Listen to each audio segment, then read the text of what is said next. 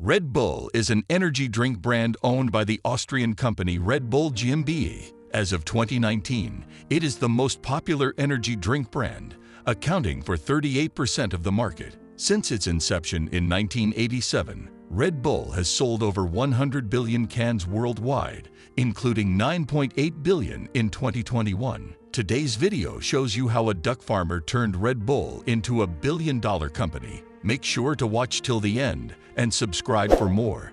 Here we begin. Initially available in a single unidentifiable flavor sold in a tall and slim silver blue can, Red Bull Energy Drink. Numerous drink variants were added over time. Its slogan, "Red Bull gives you wings," is one of the most well-known and memorable in the United States. Rather than using traditional marketing methods, Red Bull has raised awareness and established a brand myth through proprietary extreme sports event series such as the Red Bull Cliff Diving World Series, Red Bull Air Race, Red Bull Crashed Ice, and standout stunts such as the Stratos Space Diving Project. In addition to sports series, its marketing includes ownership of multiple sports teams, celebrity endorsements, and music through its Red Bull Records label. History. Chelio Uvidea introduced Krating Dang, which translates to Red Gore in English, to Thailand in 1976. It was well liked by Thai truck drivers and laborers. Dietrich Mateschitz visited Thailand in 1982 while working for the German manufacturer Blendax and met Chelio, the owner of TC Pharmaceutical. Mateschitz discovered that Krating Dang helped him recover from jet lag during his visit. Mateschitz co-founded Red Bull GmbH with Uvidea in 1984 and helped it become an international brand. Each partner contributed $500,000 from their personal savings to fund the company. Uvidea and Mateschitz each owned 49% of the new company. They gave Uvidea's son, Chellerm, the remaining 2%, but it was agreed that Mateschitz would run the company. On April 1, 1987, the product was first introduced in Austria. Energy drinks are most popular among blue-collar workers in Thailand. Red Bull rebranded the drink as a trendy upscale beverage, first introducing it in Austrian ski resorts. Red Bull was a premium drink, while Krating Dang was a lower-cost item. Both drinks are available in many countries, dominating both ends of the price spectrum. Red Bull flavoring is still manufactured in Bangkok and exported worldwide. The product expanded into Hungary, Slovenia, Germany, the United Kingdom, and the United States during the 1990s. It made its way into Germany and the United Kingdom in 1994, the United States via California in 1997, and the Middle East in 2000. Chelio and Mateschitz were named the 250th richest people in the world by Forbes magazine in 2008. With a combined net worth of $4 billion. The headquarters of Red Bull GmbH are in Fuschel am See, an Austrian village of about 1,500 people near Salzburg. The Uvidea family owns 51% of the company, and for technical reasons, the trademark in Europe and the United States. How did it start? Red Bull first appeared on the market in 1987 when Austrian toothpaste salesman Dietrich Mateschitz visited Thailand and heard about Chelio Uvidea's energy tonic. The tonic was meant to keep drinkers awake and alert.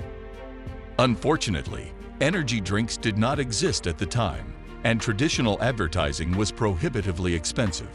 So Red Bull went rogue and adopted a new strategy. The first step was to launch a guerrilla marketing campaign.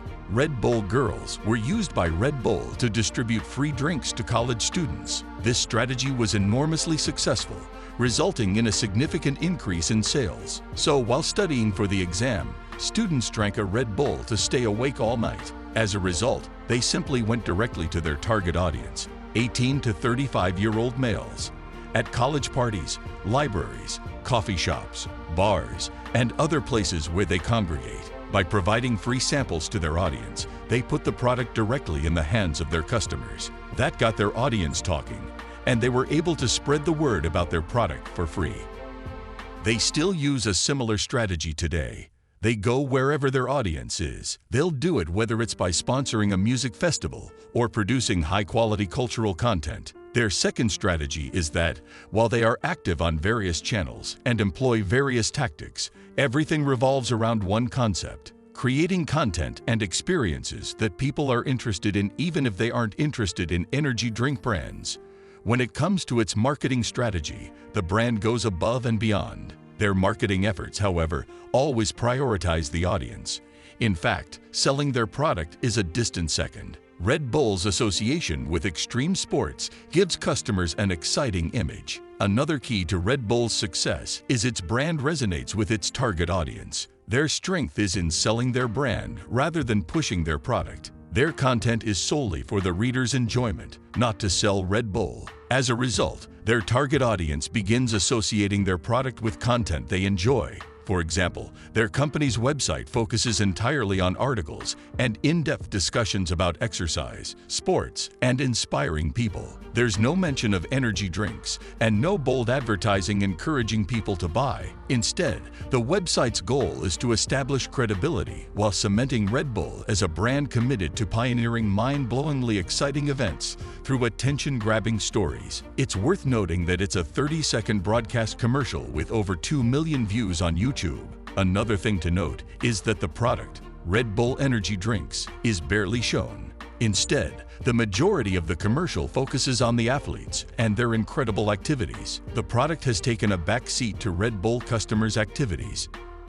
Red Bull understands that its customers are young and active, and that these customers are extremely savvy when it comes to advertising. So rather than attempting to market its product to these customers, which would turn them off, Red Bull focuses its content on the activities they enjoy. Extreme sports are also strongly associated with the Red Bull brand. Their sponsorships and participation in extreme sporting events have received widespread attention. They also broadcast their events on cable TV or online. As a result, it is well known for its insane publicity stunts. For example, they launched a man 128,000 feet above the Earth in a small ship and helium balloon, letting him free fall from it. This stunt, known colloquially as the Red Bull Stratus Jump, broke 2 world records. Creating massive stunts, such as the Stratus Jump, they cause their audience, and let's be honest, probably everyone else, to pause and think by bringing in the wow factor. Thus, Red Bull's core content revolves around the intersection of their audience's interest in extreme sports, festivals, and a fast-paced lifestyle with their product's ability to keep people awake and energized during those events. Red Bull became a marketing strategy powerhouse because the first is its ability to tell a story that entices their audience. Red Bull prioritizes the content and value they can provide their audience over the product. Finally, their commitment to the values and aesthetic that the brand established when it first began makes their marketing work. Thus, Red Bull had built strong brand equity over the years, transformed a niche market into a billion-dollar global industry, and become a marketing strategy powerhouse. Variants. Red Bull has released numerous variations of its drink over the years, all of which are based on the same formula, but differ in taste and color. Red Bull began offering variations on its drinks in 2003 with Red Bull Sugar-Free, a sugar-free version of the drink with a distinct flavor from the original. Red Bull Total Zero, a calorie-free variant, was introduced in 2012. In 2018, the company introduced Red Bull Zero, a sugar-free formulation that tastes more like the original flavor. Red Bull introduced the Red Bull Energy Shot, a highly concentrated variant of its drink, in 2009. It is available in 2-ounce, 60 milliliter cans. With the introduction of Red Bull Editions in 2013, the company began expanding its flavor offerings. Initially available in cranberry, lime, and blueberry flavors, the Editions line has expanded to include a variety of flavors, some of which are only available during certain seasons or in certain regions. In 2008, Red Bull introduced Simply Cola, a cola. As part of Red Bull's Organics line, a new version of the cola was released in 2019. What are the ingredients used in Red Bull? Red Bull contains different amounts of caffeine, taurine, B vitamins, B2, B3, B5, B6, B12, and simple sugars, sucrose and glucose. Depending on the country, in a buffer solution of carbonated water, baking soda, and magnesium carbonate, substituted in some flavors with a trisodium citrate/citric acid buffer, each solution providing electrolytes. Sugars sucrose and glucose have been replaced in Red Bull sugar-free by artificial sweeteners asulfame K and aspartame, or sucralose. What do you think of the energy drink Red Bull and its journey to becoming a billion-dollar company? Let us know in the comments below. Thanks for watching.